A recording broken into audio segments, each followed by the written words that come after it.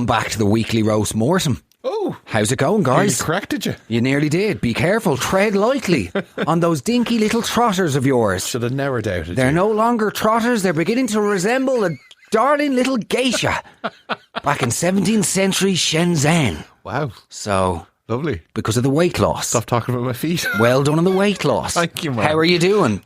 Yeah, really good. You look good. amazing. Thank you so much. I'm enjoying it. Yeah. I feel like your posture has improved. Really? It was really bad. You were telling everyone about it. Did you see the picture we had doing the rounds in Marconi? Somebody did a doodling. They called him the lunchback of Notre Dame. No, genuinely, you look absolutely amazing. Thank you so much. The hair, everything. Yeah, no, I'm feeling really good.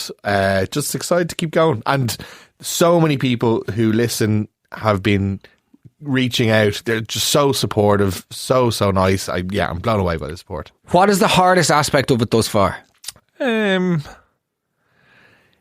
I think just showing up on the days that you don't want it, like, you know. Okay, so guys, welcome back with Rob Lipsis. No. Go on though, go on. No, I think it's just about showing up. No, but like even trying to do something on the bad days where it's raining or you don't feel good or you're stressed. Like, honestly, what I'm finding is, and you know, you've talked a lot about meditation, but like a 10 or 15 minute walk will literally change how I feel about an entire day. Just like resetting. Yeah, it's great. It's that thing of like, I don't know if this is an ADHD thing, but for me, it's like if my mind is like on a track, right? I can wake up and I can just be on a one fucking track, be it like a negative thing around whether it's my personal appearance, whether it's a work related issue, whether it's a family related thing, whatever interpersonal thing, anything, right? Anything can just have me. Rather than trying to stay on that track and solve the problem via rumination, which invariably takes nothing but my time. Do you know what I mean? And it doesn't fix anything. I'm just, you know, you're just there. The brain has thought you into the problem. Why would that same brain think you out of it? But it's fucking addictive in itself. Overthinking, by the way, is an addiction, I think, and or certainly a compulsion that just like, oh no, just keep replaying it. Maybe there will an answer will present itself the more I go over it in my head, and that will relieve me of the burden of it. When actually the answer is get off the track entirely. Forget, just literally don't try and. Maybe I'm not articulating this well enough, but if I have an issue, right, I seem to go in my head, right, well, I just need to think about it enough till I get to a point of being okay with it, and then I can move on from it. When actually the answer is just fucking move on from it. As you say, put your coat on, go for a walk for 50 minutes, change the environment, reset your thinking, give your brain something else to be doing. Totally. And I think I was probably using food for that, to do the exact same thing, but I just had like a negative outreach rather than a positive one in the past. So rather than going for like sitting in the car and having a drive through or just walking to the shop and like eating sweets, whatever it may be, just going for a walk and like literally having an apple or like having a glass of water has just reset everything. Yeah, feel really good. Because that like instinct is hard to change. It's just impulse. The impulse to want to act out. Yeah. And acting out can be on a like, you know, when people hear about addiction or binging or any sort of acting out, they imagine it's like flipping over a table or ordering a kilo of heroin, when actually it's the minor things. It's the sort of sitting in traffic going, fuck it, I am going to have that burger now for lunch. Yeah. And then in your head, like I was telling you about 2 weeks ago, did I say this in the last podcast? I could have done, but like, you know, where... They got over to your mums. Yeah, like gone over to mums, and there's like one idea, and then instantly I've set fire to the day. Yeah. Whereas it's like, if you can buy yourself a pause, and I think I've heard lots of people who are like, you know, legitimately familiar with meditation and can talk about it in ways that are vastly more intelligent than I can, because I'm very much a newbie to that world. But like, if you can... The whole idea of meditation... originally I thought was to quieten the mind and like just to not think, where actually the fundamental that's not true. It's to observe your thinking. It's to sit and watch your own thoughts, because then as a result of the better you get at watching your own thoughts and noticing how you're thinking, you can sort of see where the problems are. Do you know what I mean? Yeah, that makes sense. And then if you're very good at, you know, the more consistent you get with your practice, you can then notice a thought and you don't need to act on it, which is like we were talking about this last week with the cigarettes. It's like mood doesn't need to equal behavior. Yeah.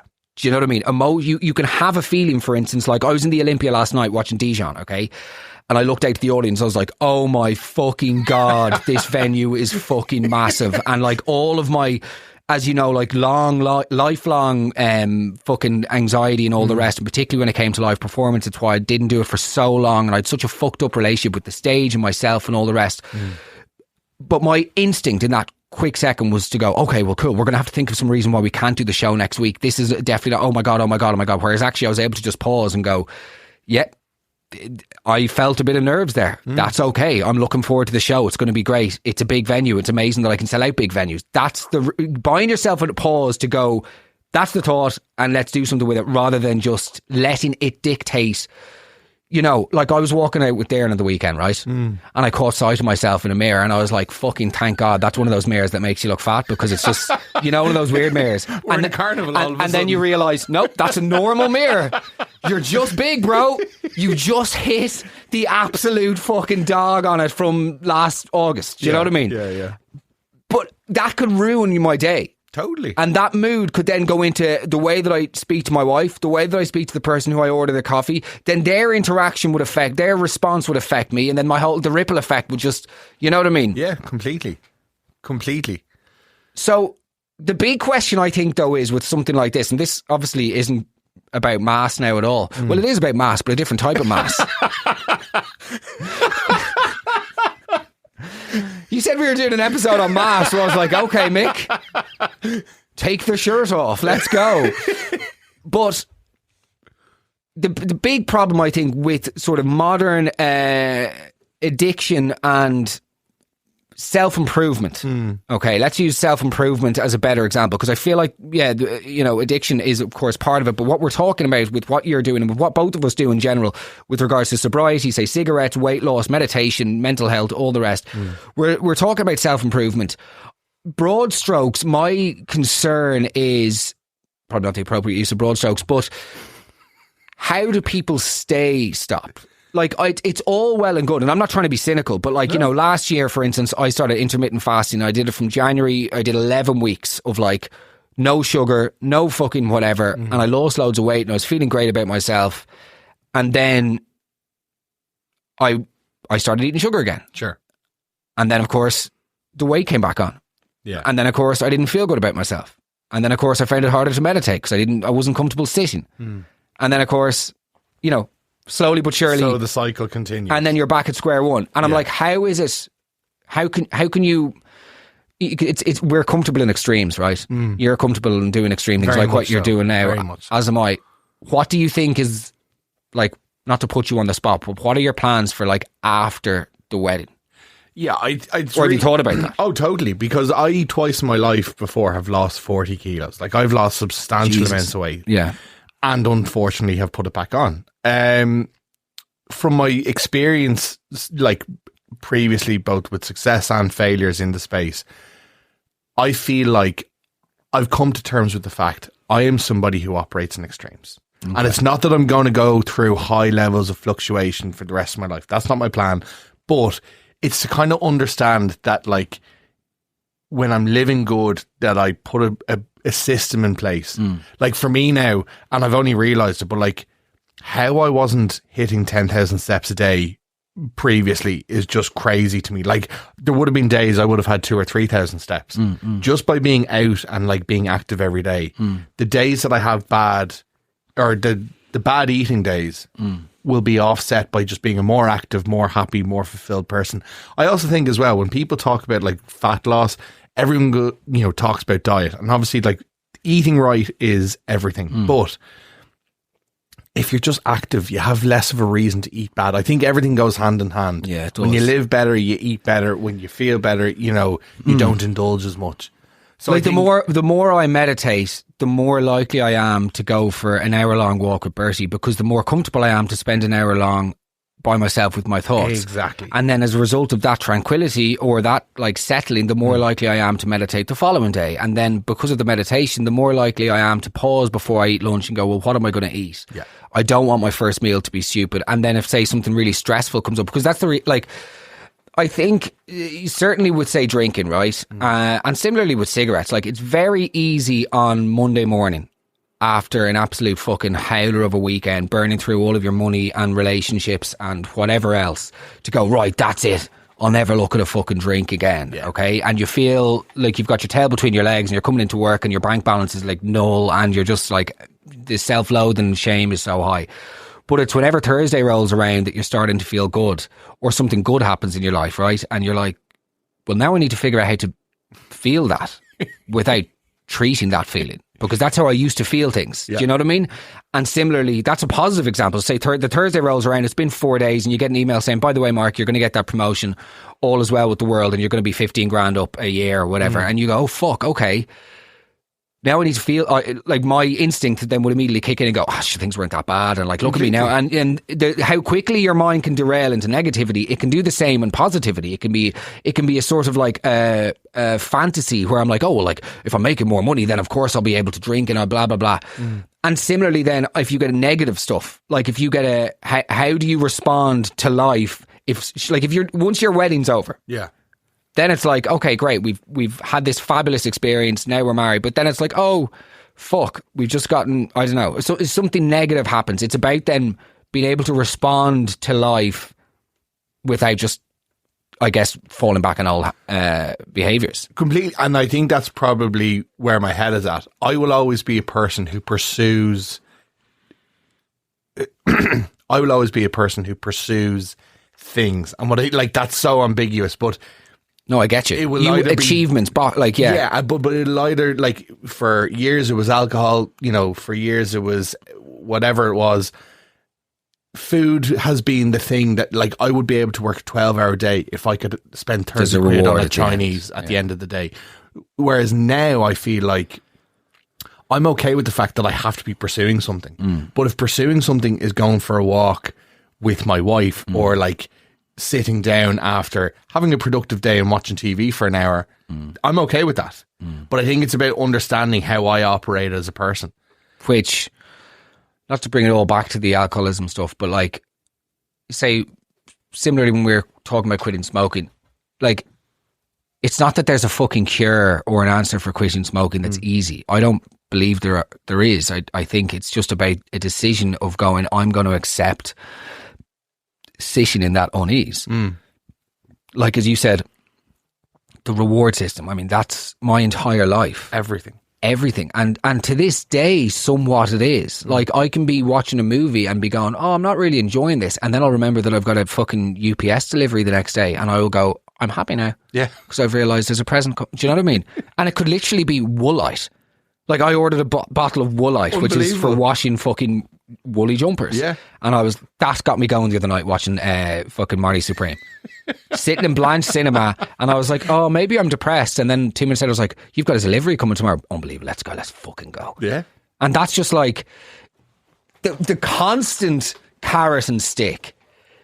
If you can use it to your advantage, great. But also, I think if you can just develop, I'm never going to remove that entirely. No. Like, that's, for me, living with either addiction or ADHD or whatever you want to fucking call about it, binge tendencies, we can label these things as much as we want. But like, that's what I was trying to say last week. I don't think it's about overcoming anything or beating anything. We are the way that we are, and it's unlikely we can rewire a life. I'm 35. Like, it's very difficult for me to all of a sudden rewire a literal lifetime of behaviours. But if I can learn to live with those behaviours, notice those behaviours, and not act on those thoughts or feelings or emotions every single time they come up, that is winning. That is the quote unquote overcoming. If I get a really stressful phone call and they say, by the way, you were going to get paid 17 grand for this and you've just been dropped. Why? Well, they found your old tweets. Well, I don't have Twitter. No, I'm joking. But you know what I mean? If I get that phone call and I sit there and go, fuck's sake, that's such a pain in the arse. I'm in the car as well, so I feel trapped. I can't get out. My head will go, fuck, will I just get a packet of 20 cigarettes and have them all at once? Yeah. But by not doing that, or at least by noticing, that's just an old reaction to things. That's an old reaction to being uncomfortable or not being happy. Seeing it and not acting it, like, that is the winning. Do you know what I mean? I totally agree. I spent so long trying to, like, beat that, I don't need this, or I'm just going to live as I saw, like, a normal person. I'm not a normal person, but I'm kind of okay with that now. And I even find, like, I can replace those behaviours. So even in terms of, like, buying something, this sounds crazy, but, like, last week I dedicated a day in my mind to going and buying a new pack of socks. Yeah, sorry. Do you want to hear my sock theory? Go on. I can't believe we haven't discussed this. No. I'm the sock fucking bandit, bitch. I'm the sock king. I am Socky Balboa. I am Socky Olympics. Do you know what I mean? I'm Socky $5. The sock is cooking. Right. Yeah. This January, I spent about whatever. I spent a decent amount of money buying lovely socks, all on sale from Mr. Porter. And it's my new tradition. I did the same thing last January. It's phenomenal. Every year, wait for the fucking sales in January and just replace all of your socks. Yeah. It is genuinely, man, transformed. It's a pleasure. I wake up in the morning and I'm like, these socks are so I feel like I might need to change my boxers. These socks are so comfortable. If you know what I'm saying. Walking around on good socks. It's like, I read somewhere, it's like invest in anything that separates you from the floor. Yeah. So like shoes, Love bed, it. socks, Love pillow, all this stuff. Yeah. Invest in things that separate couch. Invest in things that separate you from the floor. And I've just gotten rid of all my old fucking shot. Because also I'm like 35, I'm a man. Why am I still wearing sports socks in the day to day? You know, the sportiest thing I've done in the last year is develop athlete's foot. So like, you know, new socks. I now wake up and I'm looking forward to it. And another ludicrous thing. Yeah. I've started in the last 4 months, started shaving using an old school safety razor. Love it. Changed my life. Yeah. Man, I now, what's the Merker is the German company I use. I'm not a sponsor post, not an ad. Yeah. And every time I shower, I do the routine now. I shave properly and it only adds, like, I would say it's the same amount of time as it takes to shave with a fucking ratty old Mach 3 or whatever. Of course. And Matt, like, it is genuinely these tiny little things that I actually look forward to. Yeah. Rather than going, okay, I'm just going to really shower. I'm going to hate the shower. I just like hurtle through life, right?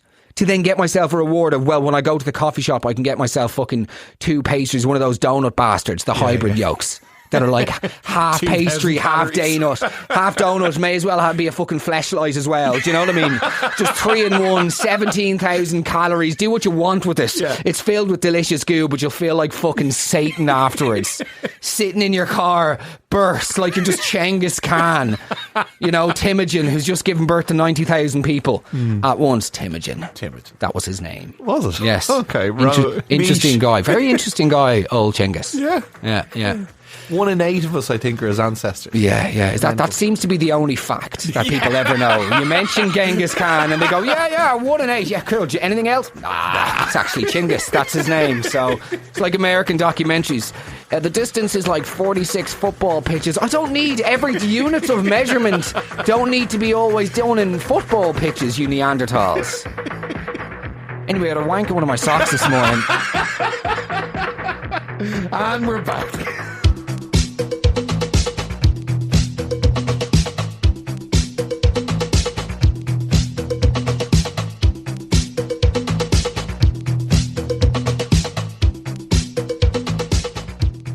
Okay, Michael, the impromptu discussion around addiction. This is probably, by the way, I'd say there's one person. So I got an unbelievable response to the smoking episode last week. And obviously, to lay our cards on the table, myself and Michael have been planning some stuff behind the scenes for quite some time in this world around our relationships with both substances and ourselves and food and vaping and everything and escapism and in one word, binging. Do you know what I mean? And we are very, very careful around it because, as you all know, there's such fucking charlatans and spoofers out there. And by the way, we are absolutely spoofers. Do you know what I mean? That's the bottom line. Like, neither of us are educated formally. The only education we've had is our experience. Yeah. So there's no question of us ever doing anything that is like, we have the answers or this will solve your woes or charging you to fucking hear us peddle spoof. Anyway, in January this year, we sat down and we said, right, this is the year that we're actually going to do it and launch the idea. So that's in the planning stages. Obviously, we did the smoking episode last week and there was just an enormous response. And we already have nearly 1,000 people now interested in joining our smoking. It's incredible. community, which is, or not smoking community. That's, by the way, that's how you know ChatGPT is useless. Because I was like, what do I use? WhatsApp, Discord, like Facebook groups, Instagram. So I put into ChatGPT. I was like, I've got nearly 1,000 people who want to join my no smoking community. What's the best way? Where should I house them? Like, is it in real life events, or is WhatsApp the best way? Blah, blah, blah. But I accidentally wrote smoking community. Right. And ChatGPT was like, excellent idea. Here's why it works. Smoking as a habit is really fun. It builds bonds. Like, okay, cool. I can't take you anything that you say seriously. Complete fucking waste of time. But if you were a lesser person, you would have just posted straight away. Wouldn't even read it. Wouldn't even have read it. So, anyway, that's all in progress. But I did get one message from somebody saying, "Oh, not this shit. Just stick to the funny podcasts." Cool. So good stuff. Yeah, like no. Yeah. I won't do that. Yeah, there are other, we will do both. Yes. Michael, what would your advice be at the moment to somebody who is, I would say this, trying to maybe lose weight, right? But is going, I don't have the time, or mostly the time to devote myself to this thing full time because I've got fucking kids that need to be fed, so it's going to be a nightmare trying to do dieting for them, or I can't go to the gym, I don't have time to be blah blah blah, like, but they want to start but they don't know where to start. Sure. For weight loss specifically, it's obviously multifaceted. There's a mix of exercise and food. Realistically, like, calorie deficit is the only way in whatever. Is it is the only way. What's the difference between calorie deficit and ketosis, by the way?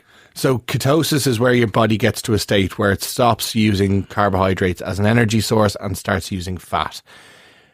I think ketosis is something that... Is it a myth, like? No, it's not a myth, but like, it's something that people love talking about on social media. But like, the reality is, calorie deficits are what will allow you to... So that's the only way that you lose weight is if by expelling more calories than you take in. Because ketosis will still only happen in a calorie deficit. Yeah. Like, you might achieve ketosis, but you will be in a calorie deficit if you're doing that. Okay. Calorie deficit is the only way.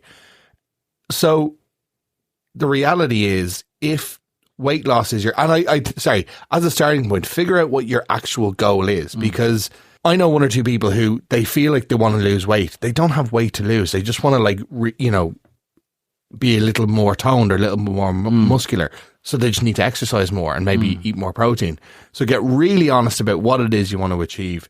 And I would say start with one single thing. There's a guy, Oisin Mulligan, who I've spoken to quite a bit, amazing guy in the space.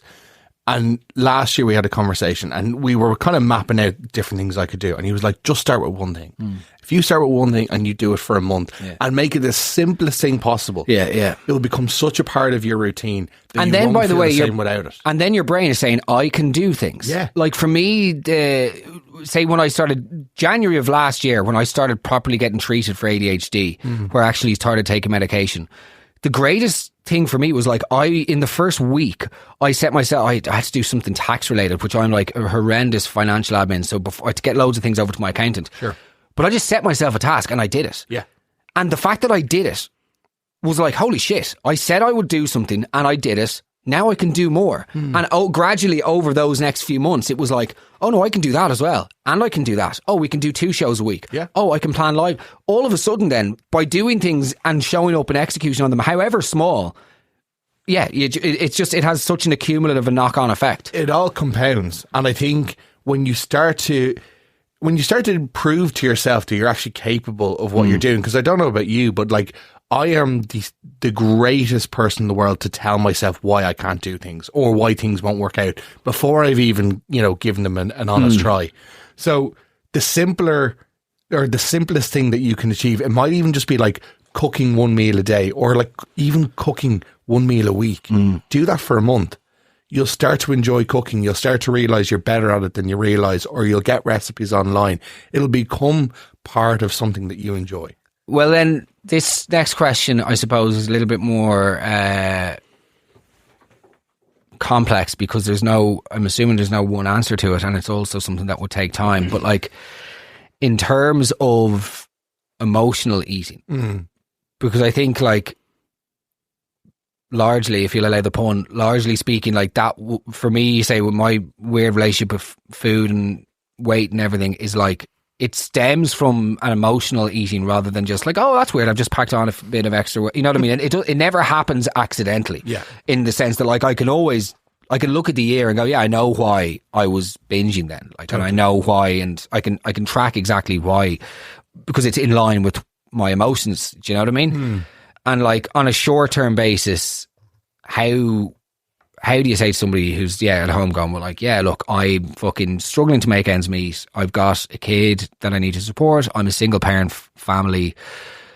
My fucking treat for the day is when I come home and I just have like an oven lasagna and then I eat fucking ice cream. And it's like, I don't know how to get out of that routine. Like, as in that, for me, particularly people with drinking, like, so many people would message me and they're saying, you know, oh, I have my shit together, somewhat.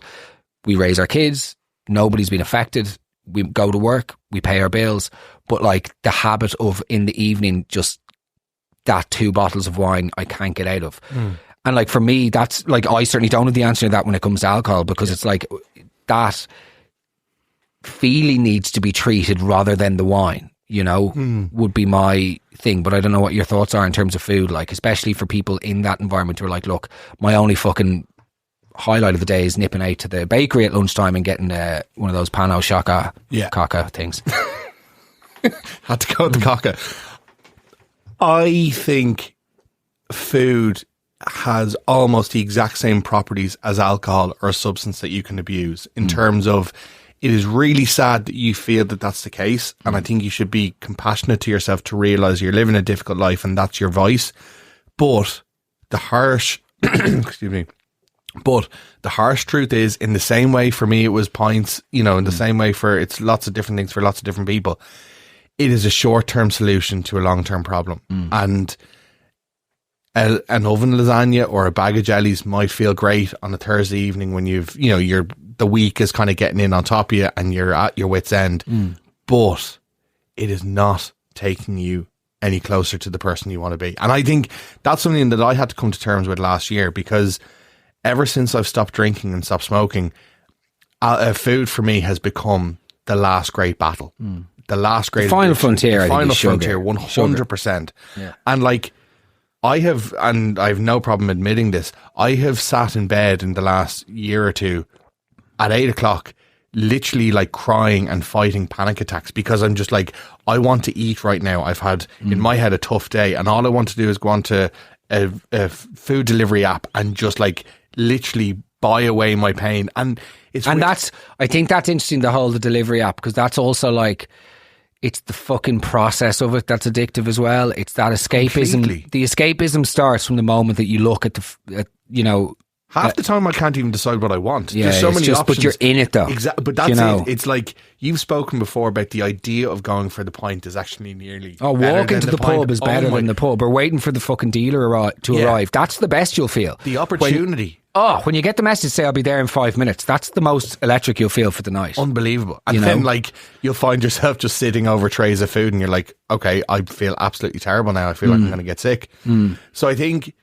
And by the way, everything, like, there's no judgment here of things in moderation. So like, fucking takeaway, pints, all this stuff is all brilliant. Like, there's zero judgment. Totally. Like, if I could be a normal drinker, I'd have 50 pints right now. Do you know what I mean? If I could drink normally, I'd go out for a few at breakfast, like, to celebrate. You're like Denzel and flying. I'm drunk right now. That's a fucking heartbreaking scene. Don't be able to go with Denzel. He should have ate. So, should have had it. No, but back to the emotional eating. I think, be honest about what are you trying to cover up with that short-term solution? Because if you can tap into that, you can come up with other ways. Yes, treat the cause rather than the symptom. We all have, we have busy jobs, we have busy lives. I don't have kids yet, but I understand there are lots of factors in life which make doing the right thing challenging, but the right thing is still the right thing. You can't get away from it. Okay, excellent. Yeah. I think that's sort of solved it. That's it. We've fixed it. We have cured it.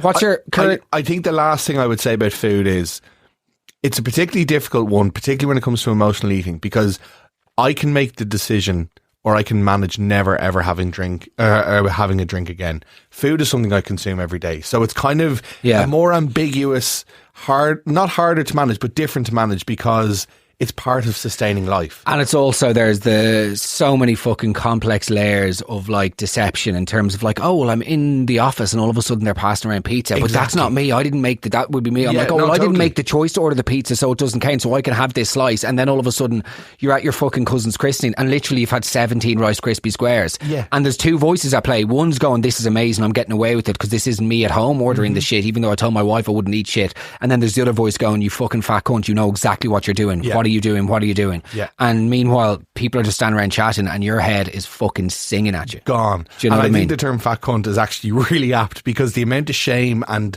horribleness that I speak to myself, and it is those two words specifically that ring true in my head. I think that's where that shame comes from. So I think what you have to do with food is be more honest about, you're going to have good days and bad days. There will be days where that pizza or cake or things are put in front of you. It's all non-linear, like. Exactly. You're never going to have full abstinence from bad food. And that's why I think, and we won't get into it now because it's too long, but I think this whole fucking illusion of willpower, like forget willpower, like genuinely get rid of that. It's about sitting in it. It's about accepting it rather than, because willpower can't last forever. We all wake up and go, I'm going to smash the fuck out of work this week and I'm going to blah, blah, cool. And you do for a week or 2 weeks. But this too shall pass. Everything will pass. Nobody can survive on that, like, let's fucking go energy all the time. That's why people do unbelievable for 14 days or 13 and then they collapse. Do you know what I mean? Totally. If you're relying on, in my opinion, on addiction or abstinence in any capacity, if you are relying on willpower alone, it's over. Totally it is over entirely. You can't fucking bro your way to health in that sense. Let's fucking, and that's why I think, like the community stuff we spoke about, there are definitely ways of, how's the word, like managing these fucking addictions in different ways and bringing people together to understand, because I think that's, you feel so alone when you're in a space of like emotional eating or indulging in those behaviours. We're all going through it. Not every single person, but like we all have our own struggles. Everyone has their fucking vices, man. We all want to escape in some shape or form. Otherwise these things wouldn't be as popular as they are. Totally. And with that, you fat cunt, it's not.